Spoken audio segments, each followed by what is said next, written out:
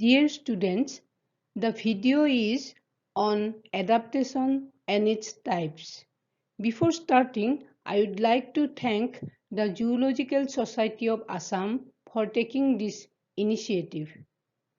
Adaptation is the changes or modifications exhibited by the organisms to adjust in the changing environment.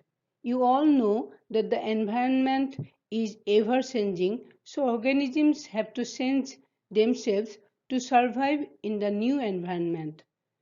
Organisms have to modify for their mode of life, for their food, shelter, protection, and for all other aspects of life.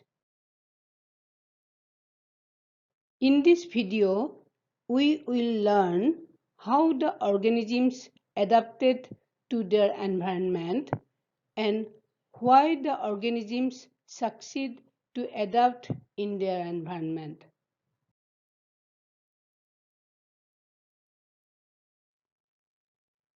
Adaptation may be defined as the modifications in the organization or physiology of organisms which enable them to thrive successfully in a particular environment so that they are able to secure sufficient food and protective life to successfully produce their offspring.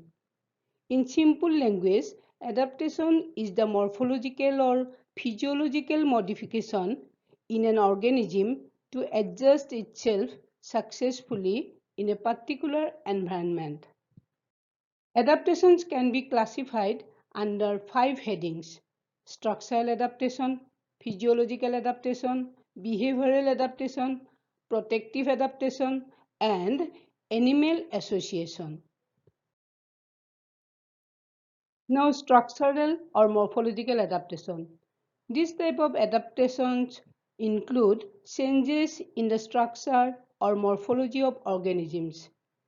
Again, this adaptation can be discussed under 8 headings: cursorial adaptation, fossorial adaptation, scansorial adaptation, aquatic adaptation, desert adaptation, volant adaptation, parasitic adaptation, and ecological adaptations.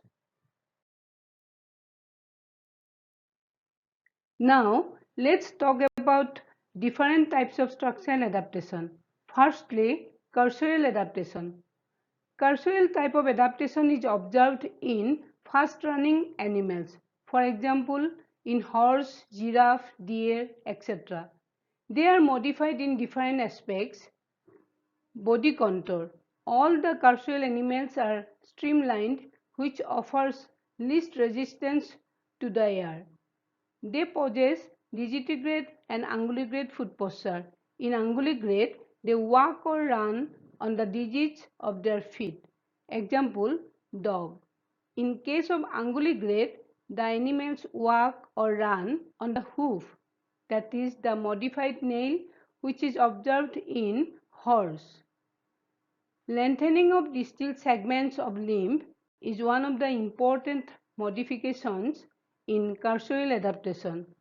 The carpals, metacarpals of the forelimbs and tarsals, metatarsals of the hind limbs become elongated, which causes the increase of the length of the limbs.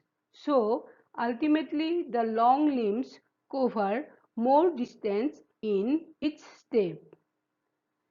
As the foot posture of these animals are digitigrade and unguligrade, they are originally derived from plantigrade foot posture, that is 5 toes in each foot. So, in digitigrade, the number is reduced to 4, and in unguligrade, the number is reduced to 4, 3, 2, or even 1. The ulna of the forelimbs and fibula of the hind limbs are reduced as adaptation for fast running. In cursorial animals, the movements at the ball and socket joint of hip and shoulder only exist. The movements of all other joints are lost. It gives the animal a powerful impact on the ground to run fast.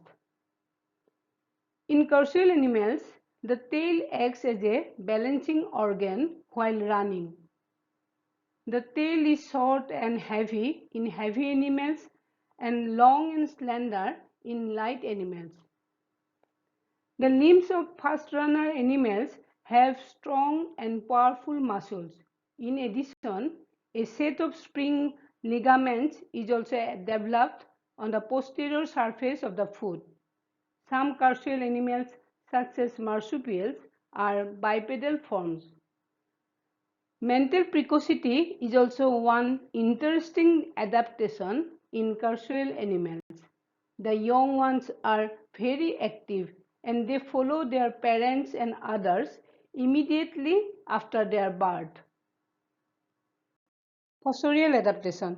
The fossorial or burrowing animals adapt themselves for the fossorial mode of life by exhibiting different changes.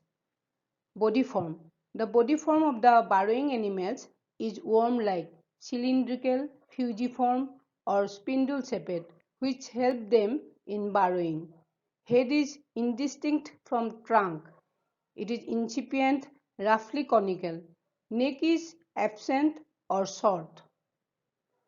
Eyes are small, reduced, or functionless, as there is no use of eyes inside burrow where it is dark. Again, inside the burrow, there is no use of pinna for accumulation of sound waves from the surroundings, and so pinna are disappeared.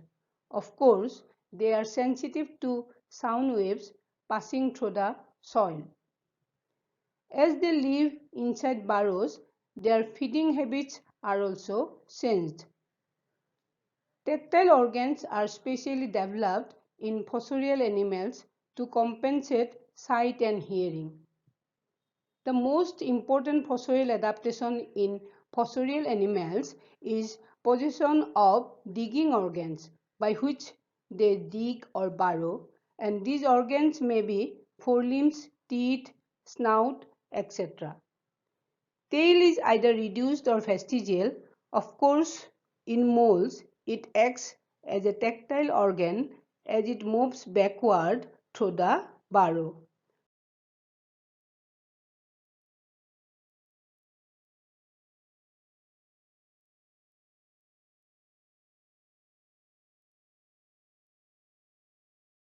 Scansorial or arboreal adaptations are exhibited by the climber animals such as lizard, monkey, hyena, sloth, etc. Hence, they are modified in different ways. Let's discuss the modifications observed in arboreal animals. Size. The size of arboreal animals are small and slender so that the tree branches can withstand their weight. Body contour of these animals is also such that it helps them to climb in trees or other. Lengthening of proximal segments of the limbs is another modification found in arboreal animals. The humerus of the forelimbs is elongated. In gibbons, their hand is so long that it touches the ground when it stands erect. In arboreal animals, the number of digits is also reduced.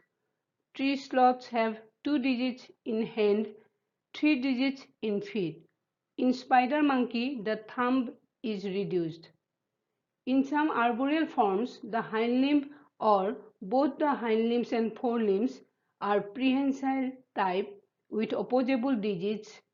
For example, arboreal reptiles, arboreal mammals, and arboreal birds.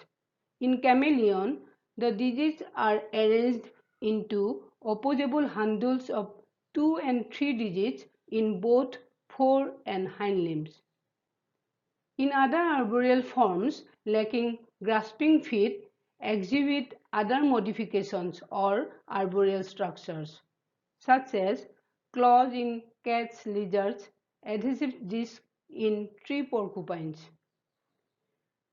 In arboreal animals, the tail is long, prehensile, and acts as fifth hand. Accessory organs are also developed in some arboreal forms for their arboreal mode of life, such as patagia in flying lizards, that is in Draco. Aquatic adaptations are observed in aquatic animals which live in watery medium. It is of two types, primary aquatic adaptation and secondary aquatic adaptation. Primary aquatic adaptations are exhibited by the primary aquatic animals, that is fish, whose ancestors were also aquatic. The secondary aquatic adaptations are observed in secondary aquatic animals whose ancestors were terrestrial animals. Now, primary aquatic adaptation.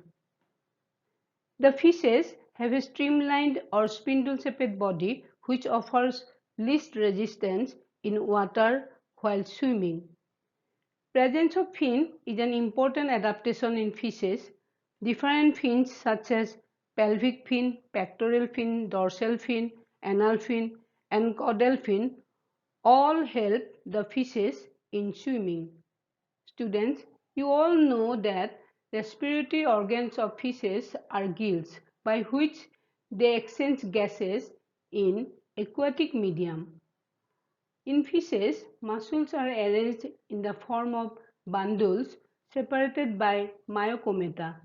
Their contraction produces lateral swing of the body. Air bladder or swim bladder helps fishes to swim upward surface or in the depth of water bodies by controlling its gas content. In fishes, a lateral line system is extended all over the body containing neuromast organs, which acts as rheoreceptor. By the help of them, fishes are able to echolocate any object in aquatic medium.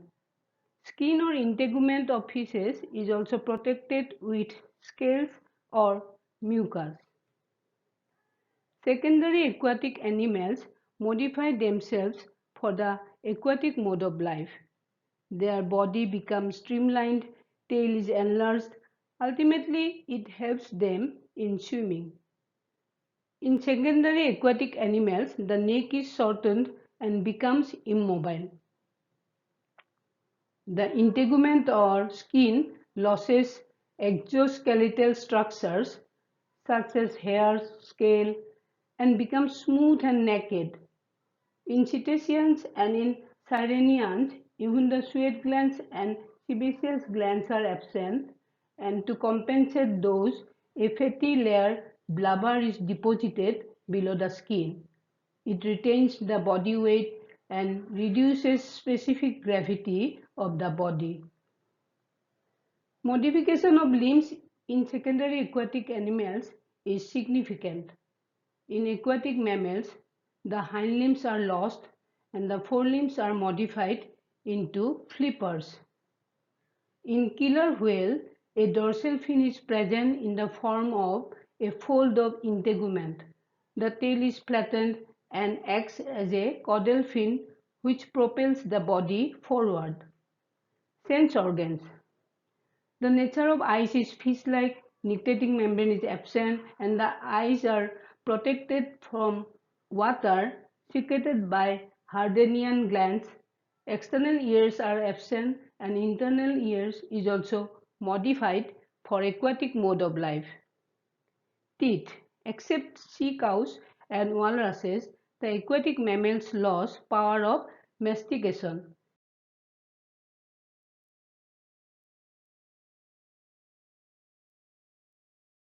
Dear students, you all know that a desert offers drastic conditions for living organisms. So, to adapt to the adverse conditions, the desert organisms modify themselves. Desert animals have the capacity to obtain water from different sources. Some of them consume water from succulent plants, dry seeds, and vegetations. Desert carnivores get water from the fleshes of their prey.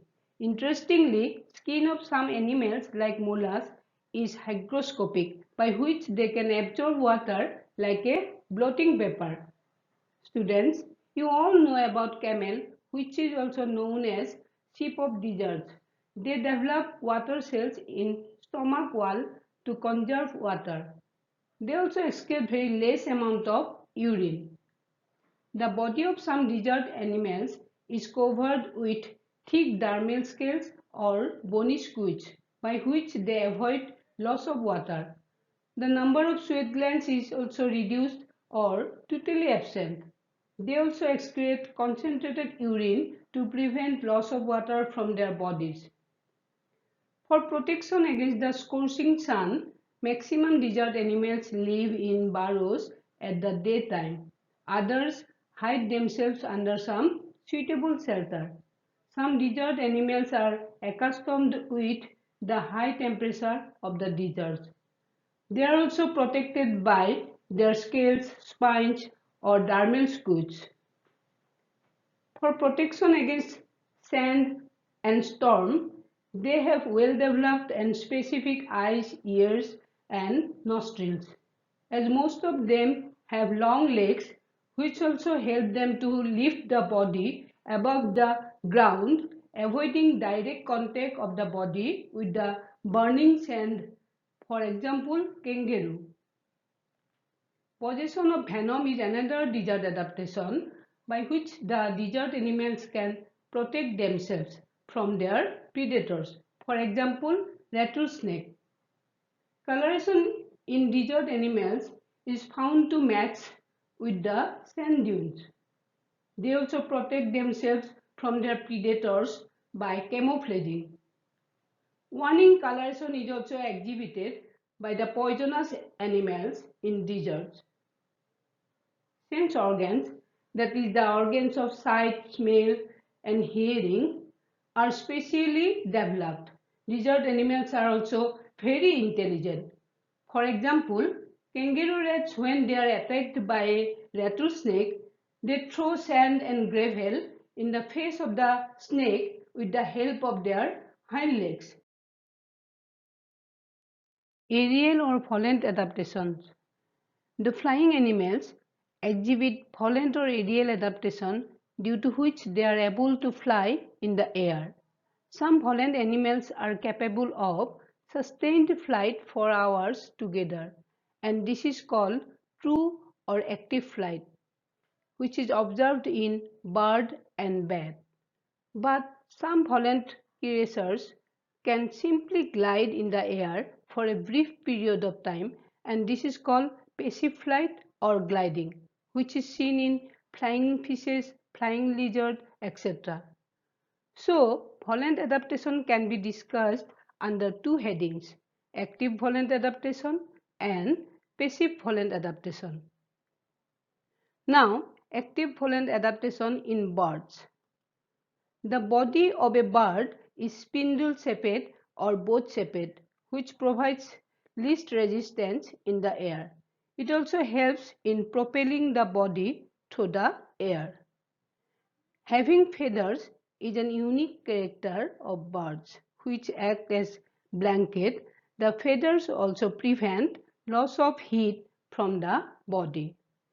Students, you all know that the forelimbs of birds are converted into wings, and by the wings with the special flight muscles, the birds are able to fly. Mobile neck and beak compensate the forelimbs.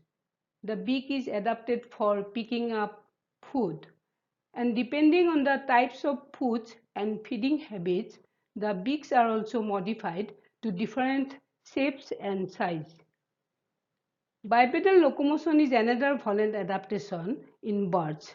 As the forelimbs are modified into wings, the hind limbs act as locomotory organ.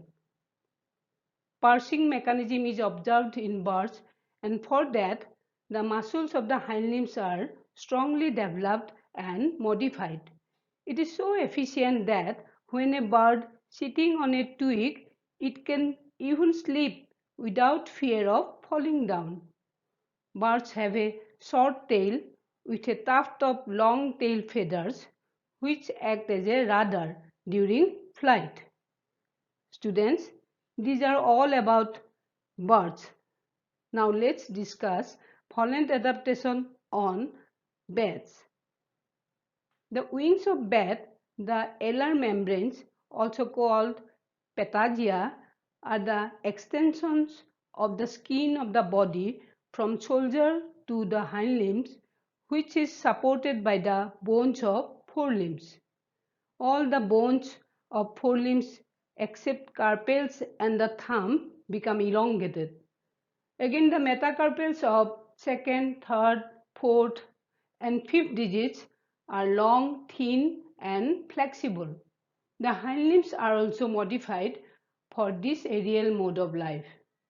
The most important thing is that bats have echolocation system which helps them to detect location of object or enemy while flying even in dark. It also emits ultrasonic sound. In passive volant adaptations, the glider animals exhibit less modifications for gliding purpose. The flying fishes possess enlarged pectoral and ventral fins to form a shell-like structure. Flying amphibians develop webbed digits in their legs. In flying reptiles, large fold of skin from sides of the trunk extending between the forelimb and hind limbs is developed. The flying mammals, they possess furry membrane along the sides of body extending between fore and hind limbs. Ultimately, they modify themselves to glide or fly for a short period of time and for a short distance. The parasites also modify for their parasitic mode of life, that is, to survive in or on the host. A few modifications are simplification of organization, elimination of locomotory organs, loss of sense organs, alimentation and extraordinary development of reproductive organs, and formation of organs or structures for attachment with the host in case of endoparasites. Ecological adaptations. These are the structural adaptations or changes in organisms which are induced by ecological conditions. Some examples are Anabas is adapted to visit paddy fields because it possesses accessory respiratory organs to breathe on land and in muddy water. Clarias living in ponds with lesser concentration of oxygen have also developed accessory respiratory organs. The surface swimmer marine sharks lack air bladder because they have no use of air bladder. Students, these are all about structural adaptations. Now, the second type of adaptation, that is physiological or biochemical adaptation. These adaptations are the changes in the physiological or biochemical processes in the organisms to adjust in the changed environment. For example, birds and mammals are able to maintain a constant body temperature. The desert animals reduce rate of respiration to prevent loss of water from their body, as in respiration water is also expired with carbon dioxide in the form of water vapor. They also excrete solid urine or drier feces. The next type of adaptation is behavioral adaptation. These are the changes or modifications of the behavioral activities of the organisms according to the changing environments. It can either be inherited or acquired. For example, in deserts, most of the animals remain hidden in burrows in the daytime to protect themselves from the scorching sun, sand, or storm. Some animals, like rattlesnake, produce warning sounds to warn their enemies. Protective adaptations are the modifications or changes exhibited by the organisms to protect themselves from their enemies. It can be categorized into visual or non-visual.